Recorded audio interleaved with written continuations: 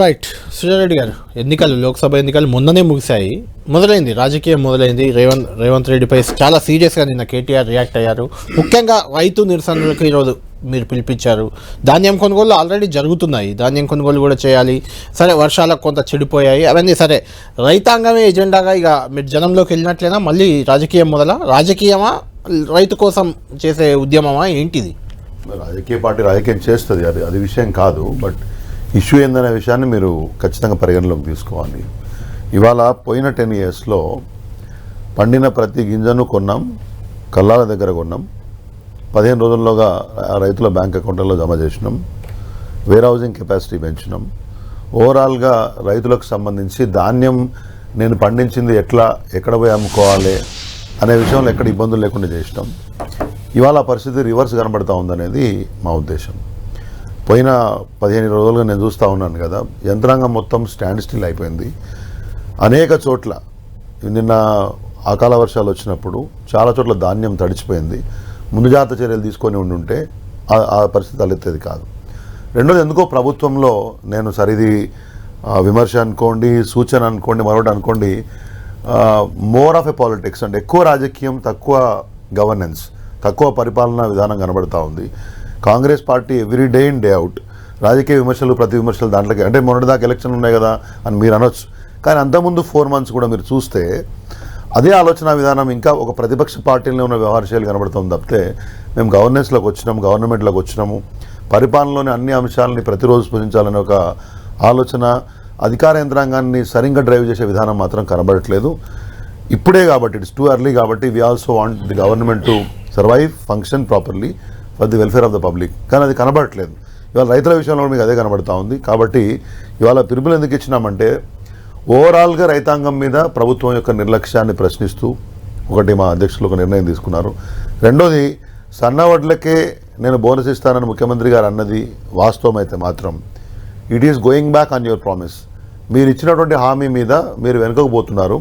అంటే మీ యొక్క హామీల మీద మీకు విశ్వాసం లేదని చెప్పి ప్రజలు నమ్మాల్సి వస్తుంది. ఎందుకంటే మీరు మేనిఫెస్టోలో ఇచ్చినప్పుడు కానీ, బయట మాట్లాడినప్పుడు కానీ సన్న వడ్లకే ఇస్తాను, ఇంకో వడ్లకి ఇవ్వను అని చెప్పి ఎక్కడ కూడా చెప్పలే. ఇది స్ట్రైట్గా ప్రజల్ని తిరస్కారం చేయడము, రైతులను మోసం చేయడం వద్దనే విషయాన్ని ముఖ్యమంత్రి గారు గుర్తించాలా. ఇటువంటి తప్పులే బేసికలీ ప్రభుత్వాన్ని ప్రజల్లో చులకం చేస్తాయనే విషయాన్ని మీరు గమనించాలని చెప్పి నేను కోరుతా ఉన్నాను. మిగతా రైతులకు అన్యాయం చేసినట్లు అవుతుంది, మీరు ముందు చెప్పలేదు కదా.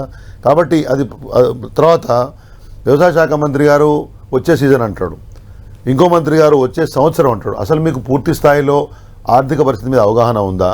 వ్యవసాయ శాఖ నుంచి ఏం ఖర్చు చేయాలని అవగాహన ఉందా? అసలు ఈ బోనస్ ఇద్దామనే విషయంలో ఏమైనా ప్లానింగ్ ఉందా? నోటికి వచ్చినట్టు చెప్పినారా? ఈ అంశాలని ప్రభుత్వం, నేను ఆదిశ్వాస్ గారు ఉన్నారు, ఆయన విప్ ఉన్నాడు, నిన్న ఎక్కడికి పోతే నేను చూసుకోలేదు, బాగుండదు, సభ్యతగా ఉండదు కాబట్టి. కానీ సోషల్ మీడియాలో ట్రోల్ అవుతా ఉన్నారు. ఆయన ఏడుకోపోతే మహిళలు అన్ని అంశాల మీద ఆయనను ప్రశ్నించినట్టు, ఆయన దాటవేసి వెళ్ళిపోయినట్టు కనబడతా ఉంది. నేనేమంటున్నా అంటే నాట్ అవుట్ ఆఫ్ ఏదో జలసీతోటో లేకపోతే మిమ్మల్ని అనాలన్న ఉద్దేశంతో కాదు. ప్రభుత్వం ఈ రకంగా నడవడం మాత్రం రాష్ట్రానికి నష్టం జరుగుతున్న విషయాన్ని మీరు గమనించాలా. ప్రత్యేకించి రైతాంగం ప్రజల ప్రభుత్వం వైపు చూస్తుంది. They have to be protected.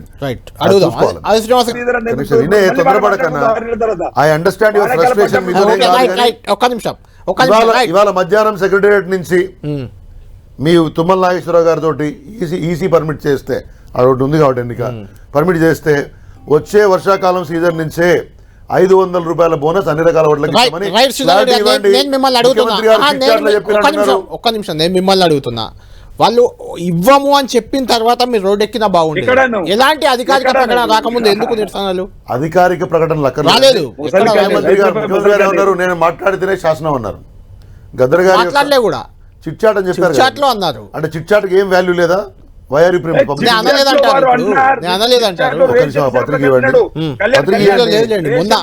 నేనేమంటున్నా, ఎప్పుడో ఒకప్పుడు ఏ నాయకుడు చిట్ చాట్ లో మాట్లాడిన మాటలకు వాల్యూ లేదా? పట్టించుకోవద్దు. ఇన్ జనరల్ చిట్ చాట్ అంటేనే వాల్యూ లేనిది ఇన్ జనరల్ గా. ఎందుకంటే చెప్తే అది రికార్డు కాకుండా ఉండడానికి చిట్ చాట్ చేస్తారు. మరి అది మీరు పబ్లిష్ చేస్తున్నారు, టీవీలో వేస్తున్నారు, దాని మీద మీరు ధర్నా చేయడం ఒకటి. ముఖ్యమంత్రి గారు మాట్లాడితే శాసనం అని చెప్పారు, మేము దాన్ని మాట్లాడలేదు శాసనంగా కాబట్టి భావిస్తాం. మీరు ముందే కొంచెం చిట్ తొందరపడి చాట్. ఒక కోయిల ముందే అదే కాదు కదా, ఇప్పటివరకు ఇయ్యలే కదా. ఒక్క నిమిషం ఇప్పటివరకు ఇయ్యలేదు కదా. అది ఓకే ఇప్పటివరకు ఇయ్యలేదు, అది అడగదు. కళ్ళాల మీద ఓట్లు కొనలేదు, ఓకే. రైతులను పట్టించుకునేవాడు లేడు. అది ఖచ్చితంగా ఓకే రైట్ ఫెస్టోని అమలు చేస్తామని ధీమాగా చెప్తున్నారు రాజశ్రీనివాస్ గారు. చెప్పండి మీ అనుమానాలు ఏంటి, క్లియర్ గా కంక్లూడ్ చేయండి ఫాస్ట్. టైం లేదు మేనిఫెస్టోను మనకు. అమలు చేయమని మేము కూడా కోరుతా ఉన్నాం. కానీ రోజుకో డేట్లు, రోజుకో దేవుడిని ఎంచుకొని ప్రజల్ని మోసం చేయకండి అనే విషయాన్ని చెప్తా ఉన్నాం. ఓకే. ఇప్పటికైనా బోనస్ విషయంలో ఇవాళ నిన్న జరిగినటువంటి గందరగోళానికి ముఖ్యమంత్రి గారు ఇవాళ క్లారిటీ ఇవ్వాలి. ఓకే. ఇవాళ రైతాంగం కోసం అనేది బీఆర్ఎస్ పార్టీ రాష్ట్ర వ్యాప్తంగా నిరసనలు చేస్తూ ఉంది రైతాంగానికి మద్దతుగా.